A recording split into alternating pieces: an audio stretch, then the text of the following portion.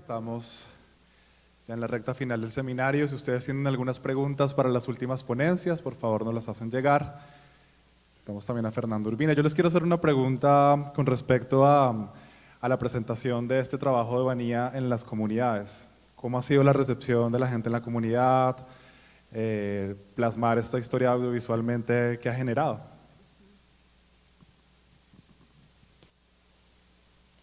Cierta vez llegamos a Yaja y Querasabi haciendo la preproducción de el cortometraje documental, un nuevo cortometraje pero documental, y aprovechamos la oportunidad para devolverle a la comunidad esta obra. Entonces una de mis tías nos ayudó a convocar a la comunidad para que llegaran a ver el cortometraje.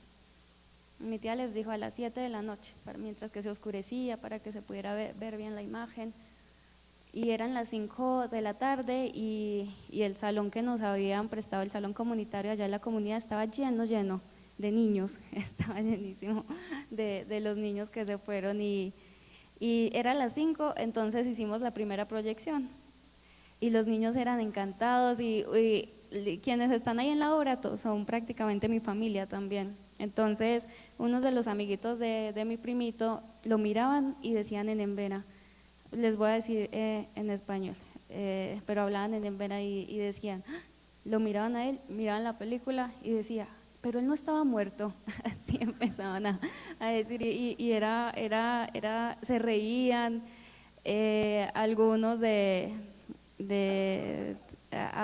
pero ya un poco más adolescentes que también conocen el proceso del colectivo de comunicaciones. Sentimos un poco de nostalgia porque año después a uno de nuestros compañeros cayó lastimosamente en ese juego absurdo de las fronteras invisibles, y entonces también lo recordábamos ahí en ese momento. Bueno, después de eso los niños no se iban y tocó volver a ponerlo y así pusimos muchas veces, ya parecía un largometraje pero del mismo, así colocamos muchas veces y se divertían, sobre todo los niños, les gustaba mucho. Y otra de las socializaciones, de las muestras que hicimos fue en la muestra de cine y video de Aupará el año pasado. ¿Cuánto les quedó ver un stand? Ajá. Entonces ahí el año pasado fue muy bonito porque estábamos con otros hermanos y hermanas con cortometrajes recuerdo que eran como de Ecuador, de acá de Colombia, del Cauca, de las hermanas Huihuas, y coincidíamos con esta temática de lo espiritual dentro de nuestros cortometrajes de ficción y dimos un diálogo muy bonito. Y aquí quiero invitarlos también porque este año la muestra de cine y video de Aupará, la 8ª versión, la vamos a hacer en el Urabá antioqueño, entonces aprovecho para invitarlos para que participen. Lo vamos a hacer en los municipios de Mutatá, Gorodó y Apartadó, del 15 al 22, 15, 16, 17, no, algo así, yo les confirmo, más o menos la segunda, tercera semana de noviembre, y para invitarlos. Bien, estas preguntas para el Taita Luis. ¿Cómo identificar un Taita que brinda una buena medicina? Pues sí, para mí, para poder dar buena medicina, en primera, tiene que tener un maestro para que le enseñe el camino. Después de darle el camino a uno, entonces la misma medicina le va ampliando la sabiduría o conocimiento de cada médico indígena.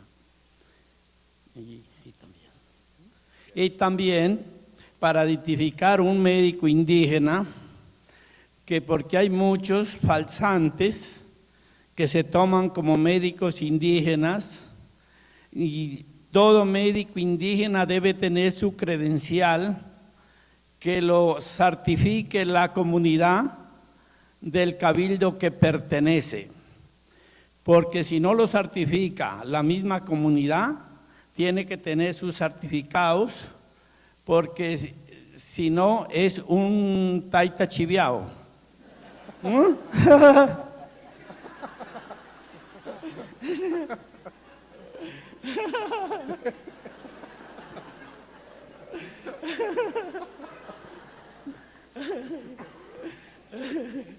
Taita, ¿qué piensa usted y cómo vive, cómo ve el llamado turismo espiritual que expande el uso del yagé y de ciertas plantas sagradas en contextos urbanos en la ciudad?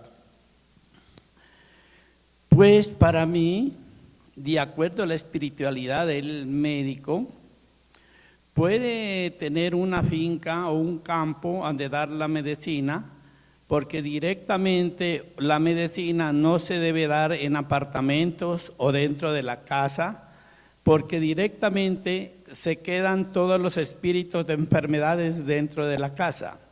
Pero si el médico directamente no sabe sanar, entonces a él, como es un médico chiviao en veces, él llega, no importa, quede como quede. Por eso es el campo abierto a donde se pueda sacar las enfermedades de cada persona, porque aunque uno no es el médico es el Padre interno, el que nos sana, el que nos limpia el alma, el cuerpo y el espíritu. Entonces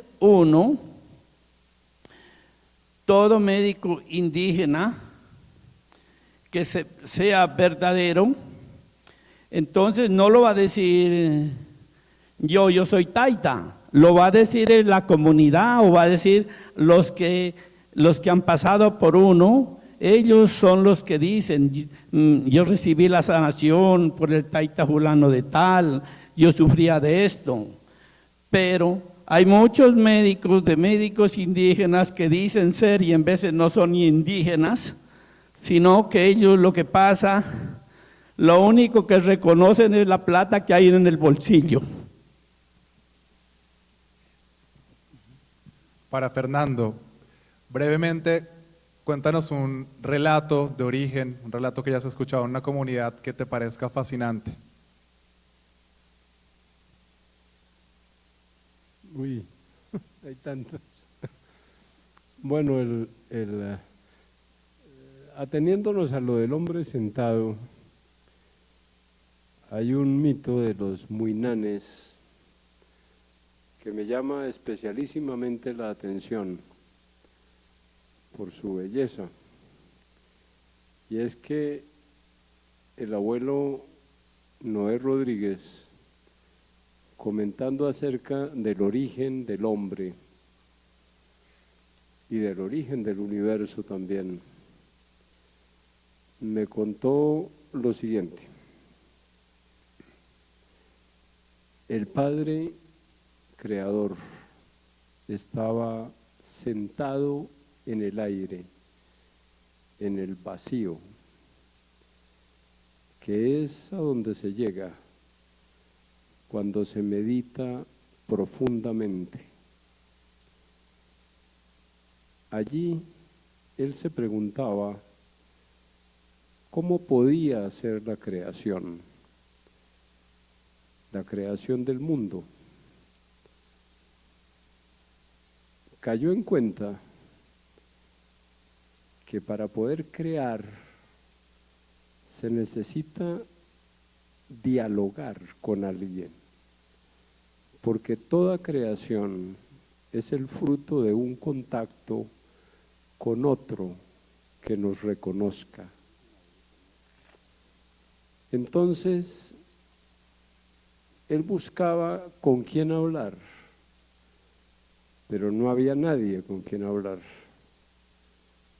No había ni mosco que zumbara, ni guacamaya que gritara, ni águila que lanzara su reclamo, ni nada. Todo era silencio. Entonces, pensando y buscando, de pronto miró a su lado y vio su sombra. Y su sombra estaba allí, sentada como él. Entonces empezó a hablar con su sombra. Y he aquí que la sombra le contestaba con la última palabra de la frase que él pronunciaba. La sombra respondía como un eco. y es que la sombra es al eco como el eco es al sonido. La sombra es el eco de la imagen. En ese diálogo, él terminó creándonos. Nosotros, los seres humanos, somos la sombra y el eco de un Dios. Y entonces, cuando ya pudo hablar con alguien, pudo hacer el mundo. Y le encargó al hombre cuidarlo. Gracias.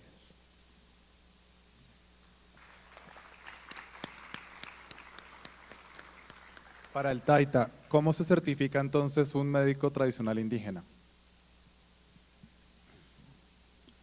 Un médico tradicional indígena se certifica hasta por los mismos certificados del Cabildo y tienen que tener el permiso de Corpo Amazonía para pasar la medicina, como de ser esta la certificación. Vea.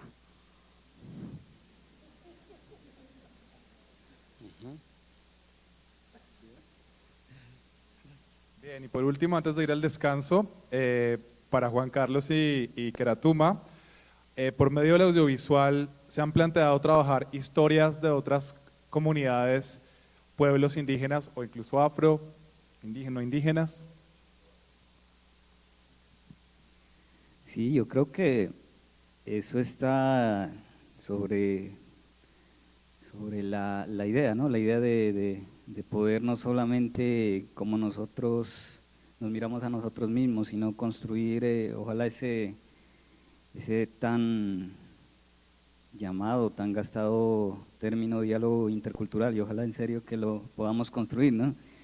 Y a partir de ahí, pues creo que es no solamente nosotros, sino entre varias etnias, porque creo que ese es el propósito, construir esos puentes, y el audiovisual genera eso. Yo soy de un pueblo, mi Lady Keratuma, perdón, es de otro pueblo, y estamos construyendo porque hay ciertas afinidades, porque hay un origen que nos une a todos. Y entonces a partir de ahí, sí, claro que hay un propósito. ¿Cuándo? Pues lógicamente que eso tal vez se tiene que dar como hablábamos al principio, ¿no? Tiene que irse fluyendo, va fluyendo eso y seguramente se realizará. Pero estamos también en ese trabajo también de compilación, de historias, de estar escribiendo.